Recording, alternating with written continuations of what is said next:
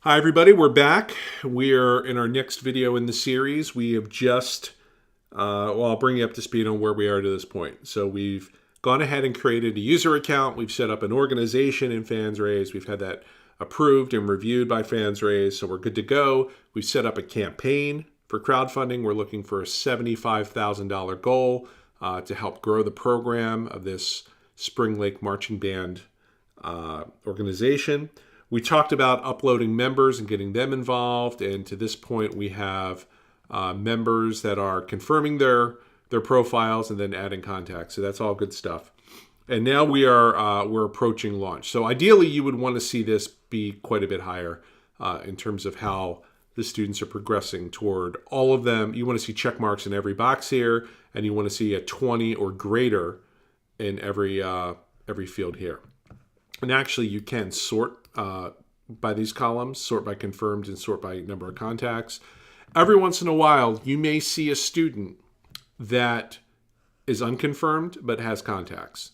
And what causes that is the student doesn't get around to clicking the link in their email. They just come right to the homepage of FansRaise and set up their own user account.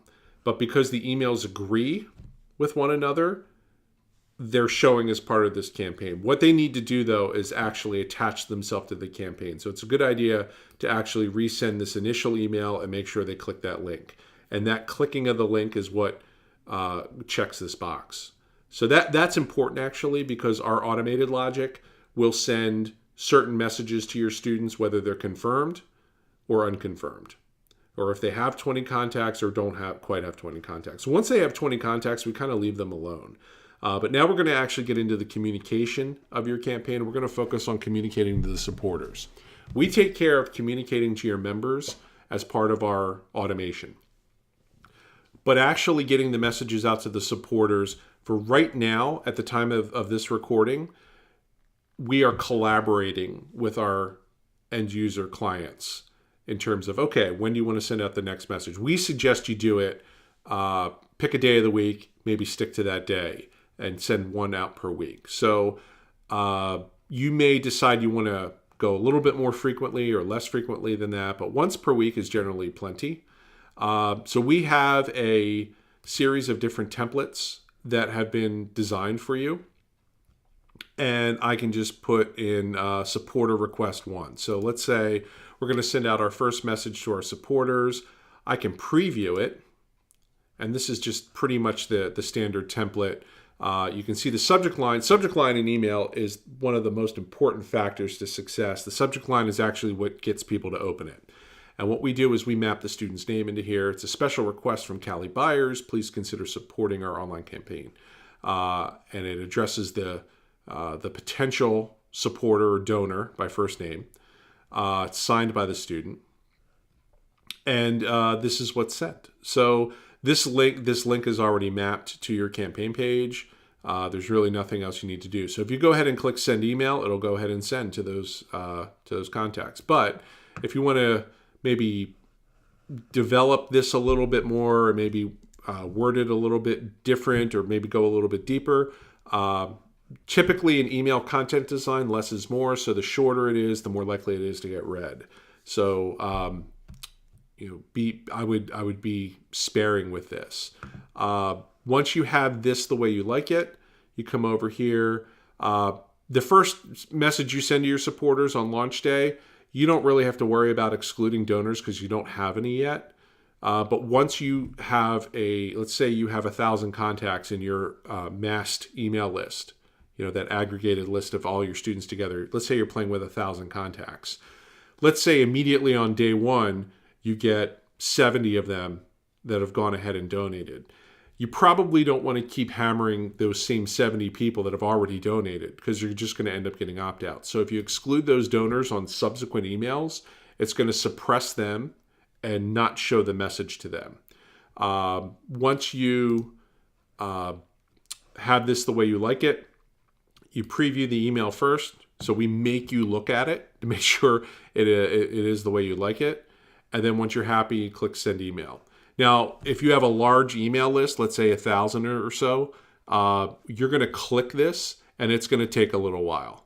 But what will end up happening is we'll be able to tell if the email sends or not. And if there is a sending problem through our email server, we will take necessary steps to make sure that they all get sent. But typically, that's a very, very remote and unlikely issue.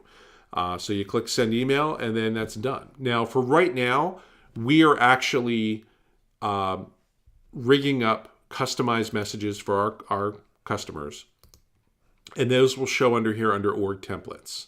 So let's say I want to set up a message. I can, let's say I'm going to use some language or some terminology that is very unique to our unit. Or let's say I want to talk specifically about a marching band competition result from the past weekend. I can add that here, and then I can save this as, I wouldn't call it generic supporter, I would call it Spring Lake supporter 1. So this is for my organization. It's the supporter first message in the series, and I'm going to actually save that as an org.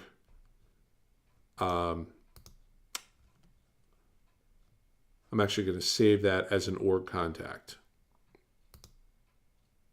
So that template is now saved as an org. I'm sorry, not an org contact, an org template. So if I go and I refresh this page, I'll just get out and get back in.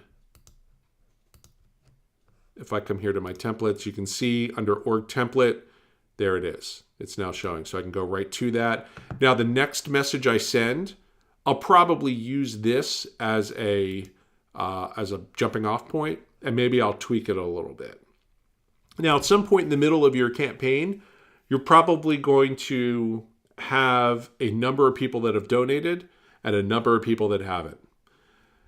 What you may want to do is uncheck this box and then change your subject to, instead of a special request, you might want to call this campaign update or campaign and season update.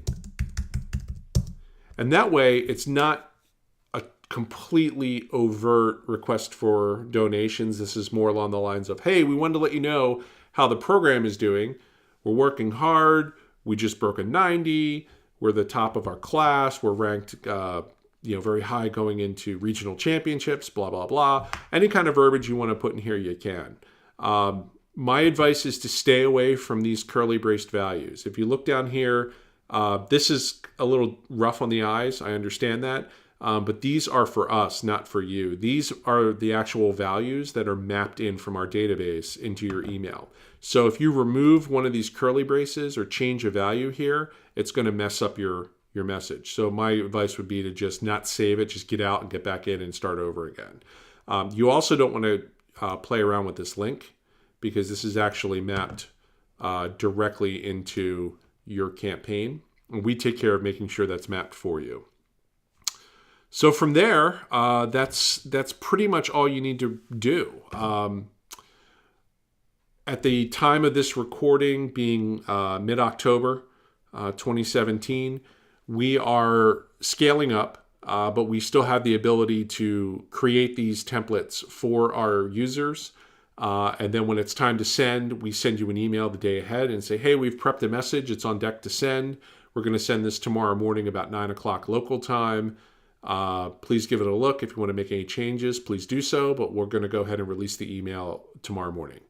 And then if you want to go look at it, you can. If not, that's okay too. And we take care of the rest. So for many of you, you may not even need to play around with this at all.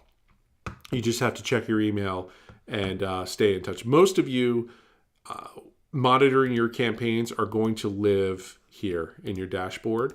And you're going to just take a look at what's coming in daily, what members are getting it done. You'll also come here to manage members, and you'll take a look at, from your membership, who is confirmed, who is on the bus, and who is not yet on the bus. And then maybe you have to gently nudge and urge some of these kids that aren't on board yet to do it. So that's it for execution of your campaign. It is very hands-off. We've created it that way. And next we're going to come back with some fine-tuning and some best practices for your campaign.